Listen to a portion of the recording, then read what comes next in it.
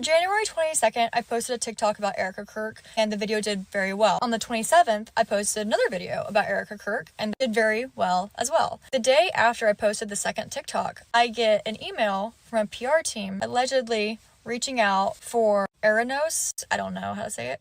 They say that's who founded Unique. They go on to offer me the deal of a lifetime, wanting to help me start my own makeup line with them. They cover all the costs up front. I looked into this company, Unique, a little more. The owner of Unique is Derek Maxfield. Now let me take you back to September 10th. 1 hour after Charlie Kirk incident happened, a private jet took off with the tail number N888KG from, I think it was Provo, Utah. They turned off their transmitter, allegedly, in the air. Whatever, long story short, it got a lot of attention really fast. So the owner of this plane comes out and makes a statement. That man's name is Derek Maxfield.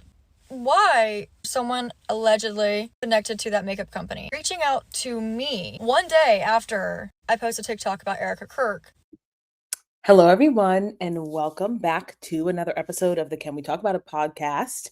Strange indeed. Yes, why is someone from Unique Eranos, the makeup company, contacting her? Now, here's what I want to say. When I first listened to this video, I said, oh, you received a hey girl message. And if you guys are familiar with the MLM world, we say that they have they do these hey girl messages, which are once you have a lot of followers, they message you and say, hey girl, I love what you're doing. I want to talk to you about an opportunity. So upon initially hearing this, I thought, oh, you got hey girled. And the girl's name is Brooklyn Gabby on TikTok. So I was like, oh, Brooklyn, you got hey girled. But then I listened to it again. And she said she received an email from the PR team, and that is very different. So in the MLM world, they will send you a random girl who's already selling Unique, because Unique is an MLM company. Lots of Mormons are in Unique, by the way, and the owner is Mormon as well. I believe Candace had some information about, she was concerned about, the Mormons as well. Just a side note. But what happens in an MLM company is their sellers or their employees will message you on TikTok or Instagram and say, hey girl. But the fact that she received an email from the PR team piqued my interest. Derek Maxfield owns one of the Egyptian planes from September 10th. So I said, you know what? Let me go ahead and let me see what she was talking about in that video that gained her a lot of traction. One of her videos had 700,000 likes on it, or 700,000 views. So I know it did really well. And that was the first video that she made about Erika Kirk. So let's listen to it together, because I find it very, I don't believe in coincidences, you guys. So let's listen to this video that she made about Erika Kirk, and then I'm going to tell you what I think is happening. Make Heaven Crowded tour last night in LA, and Erika Kirk kicked off her Make Heaven Crowded tour last night in LA, and it was interesting.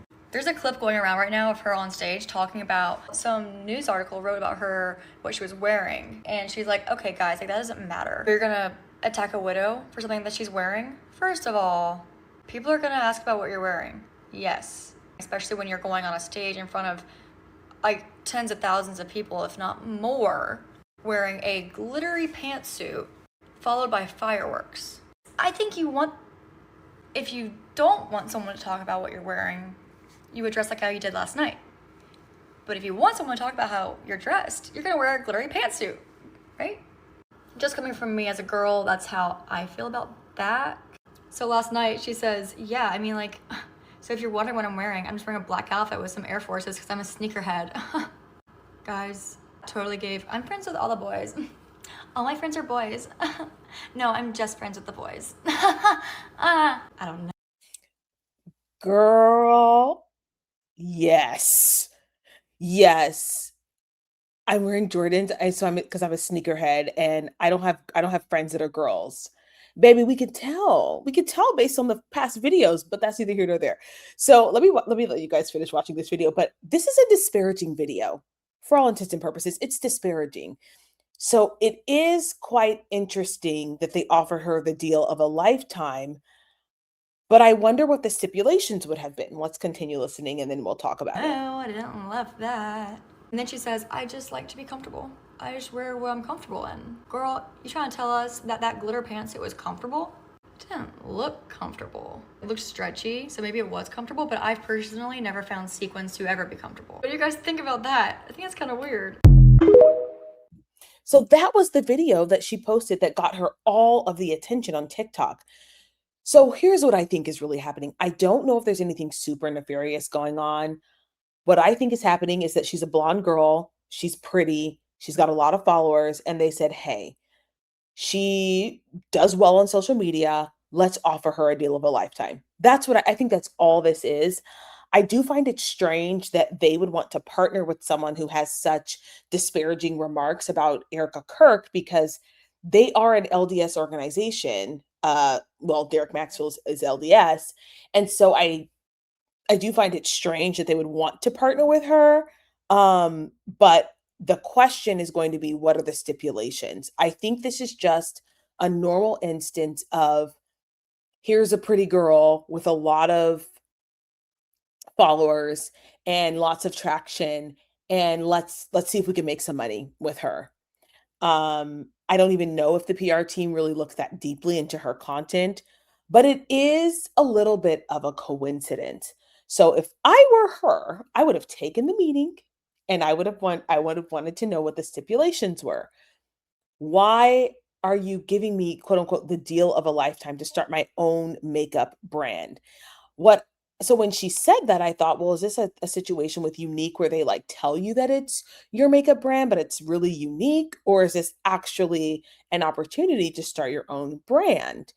Either way, I don't think this is like level 10 serious, but I think it does raise questions, particularly, y'all, particularly because Derek Smackfield is involved with preventing child trafficking.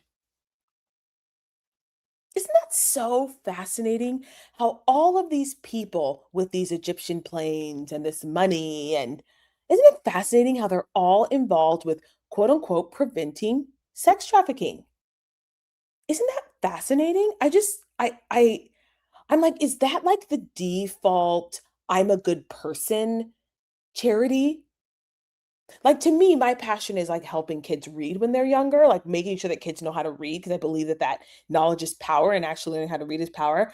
So it doesn't quite sit well with me that all of these people with all this money are sort of cattle driven into sex trafficking work, meaning, preventing sex trafficking. I do find that strange. So I found that little tidbit when I was doing the little cursory search of Derek Maxfield.